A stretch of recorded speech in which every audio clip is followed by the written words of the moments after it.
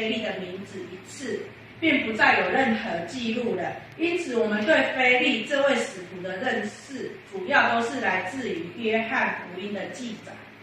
然后呢，另一次关于腓利的记载呢，是出现在耶稣行五饼二鱼神迹的事件中。有听过五饼二鱼的故事吗？没有，没有听过，没有听过。有2个鱼，然后神就说什么，就算喝了也可以分离开吗？耶稣说有20两银子的饼，叫他们个人吃一点点是不够的。然后呢，耶稣就透过了一个小孩子贡献了5个饼、2条鱼，喂饱了至少有5000人。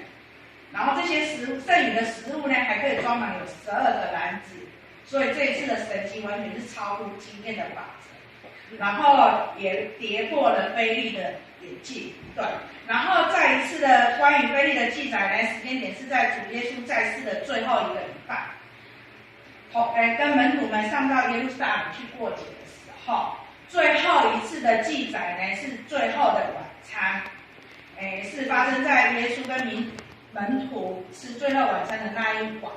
对，然后呢，腓利后来来到了加拉太，然后伯吕加和